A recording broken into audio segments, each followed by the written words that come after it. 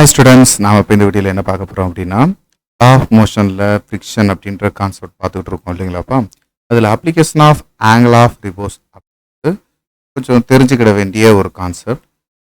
தெரிஞ்சுக்கிறதுக்கு மட்டும்தான் angle of ரிவர்ஸ்க்கான formula நம்ம எல்லாருக்குமே தெரியும். tan theta equal to S. இதில் தீட்டா அப்படின்றது அந்த இடத்துல ஆங்கிள் ஆஃப் ரிவர்ஸ் அப்படின்னு நம்ம பார்த்தோம் அப்பா. இந்த மிஎஸ் அப்படின்றது கோஎஃபிஷியன்ட் ஆஃப் ஸ்டாட்டிக் ஃப்ரிக்ஷன். இந்த இடத்துல இந்த தீட்டா வேல்யூ அப்படின்றது எந்த அளவுக்கு அதிகமாக இருக்குதோ அதை பொறுத்து இந்த ஸ்டாட்டிக் ஃப்ரிக்ஷனோட வேல்யூவும் கோஎஃபிஷியன்ட் ஆஃப் ஸ்டாட்டிக் ஃப்ரிக்ஷனும் அதிகமாகும். ஸோ இதை புரிய வைக்கிற மாதிரியான அப்ளிகேஷன் தான் இது. இந்த ஆங்கிள் ஆஃப் ரிவர்ஸ் அப்படின்றதுல இந்த தீட்டா வேல்யூ இன்க்ரீஸ் ஆச்சுன்னா இந்த coefficient of static friction value என்ன செய்யும், அதிகமாகும்பா. அதை நீங்கள் தெரிஞ்சுக்கிறதுக்கு தான் இந்த அப்ளிகேஷன். ஸோ இந்த சாண்ட் ட்ராப்பு ஆண்ட் லயன் அப்படின்றது மண்ணுக்குள்ளே என்ன செய்யும், குழி தோண்டி ஒரு ஸ்ட்ரக்சரை உருவாக்கிட்டு உள்ளே போயிருக்கும்.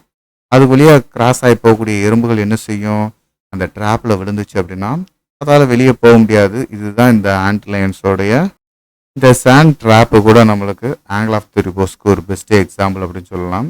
இதில் ஆங்கிள் எந்த அளவுக்கு இன்க்ளைண்டாக இருக்கோ அந்த அளவுக்கு கோஎஃபிஷியன்ட் ஆஃப் ஸ்டாட்டிக் ஃப்ரிக்ஷனும் அதிகமாக இருக்கும்ப்பா. இன்னொரு அப்ளிகேஷனாக ஸ்லைடிங். ஸோ இது ஸ்லைடிங் எல்லாம் பார்த்துருப்பீங்க.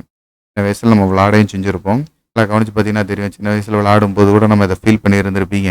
ஆங்கிள் ரொம்ப கம்மியாக ரொம்ப இன்க்ளைண்டாக இருந்துச்சு அப்படின்னா நம்மளால் இறங்கி வர்றது ரொம்ப கஷ்டமாக இருந்திருக்கும். அதே நேரத்தில் சேஃபாக என்ன செய்வோம், நம்மளுக்கு கீழே ரீச் ஆகுற மாதிரி இருக்கும். அதே நேரத்தில் ரொம்ப ஆங்கிள் அதிகமாக ரொம்ப கம்மியான இன்க்ளைண்டில் நம்மளுக்கு ஒரு வெர்டிகலாக இருக்கிற மாதிரியாக ஒரு ஸ்லோப் இருக்குன்னு வச்சுக்கோங்களேன். அதில் நம்மளுக்கு சில்ட்ரன்ஸ் வரும்போது அவங்களுக்கே பயமாக இருக்கும். இப்போ இங்கே பாருங்க, இந்த ஆங்கிள் தீட்டா ஏன்னு எடுத்துக்கிடும், ஆங்கிள் தீட்டா பின்னு. இந்த ரெண்டு ஆங்கிள் ஈக்குவலா இருக்குமான்னு கேட்டா கிடையாது. தீட்டா ஏ அப்படின்றது தீட்டா பியை விட கம்மியா தான் இருக்கு. ஸோ இதுல இருக்கக்கூடிய நம்மளுக்கு மிஎஸ் வேல்யூ அப்படின்றது பில இருக்கக்கூடிய கோஎஃபிஷியன்ட் ஆஃப் ஸ்டாட்டிக்கோட வேல்யூ விட ரொம்ப கம்மியா இருக்கும்பா.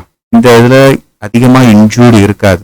ரொம்ப சேஃபாவே நம்ம என்ன செய்ய முடியும், பே பண்ண முடியும். ஆனா ரொம்ப வெர்டிகலா இருக்கு பாத்தீங்களா, இது ரொம்ப ரிஸ்கான ஒன்னாதான் இருக்கும். ஸோ இது ரிஸ்க் ஃபேக்டருக்கான ஆங்கிள். இதை வச்சு நிறைய அப்ளிகேஷன்ஸ் நம்மளுக்கு ஸ்ட்ரக்சர்ஸை ரெடி பண்ணுவாங்க. ஆங்கிள் ஆஃப் த ரிவர்ஸ் அப்படின்னாலே இந்த மாதிரி சின்னதாக எக்ஸாம்பிள்ஸை ஞாபகத்தில் வச்சுக்கோங்க.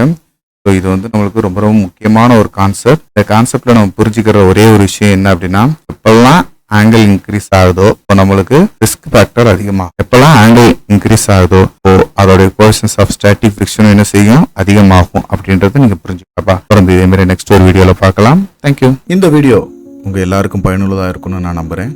உங்களுக்கு இது ரொம்ப ஈஸியாக இருந்துச்சு அப்படின்னா மறக்காமல் லைக் பண்ணுங்கள். நம்ம மிஸ்டர் ஃபிசிக்ஸ் சேனலை சப்ஸ்கிரைப் பண்ணுங்கள். உங்களுடைய நண்பர்களுக்கும் ஷேர் பண்ணுங்கள். நம்மளுடைய தொடர்ந்து எல்லா வீடியோக்களும் உங்களுக்கு வரணும் அப்படின்னா நம்ம நோட்டிஃபிகேஷனில் ஆல் அப்படின்ற ஆப்ஷனோட கிளிக் பண்ணுங்கள். தேங்க்யூ.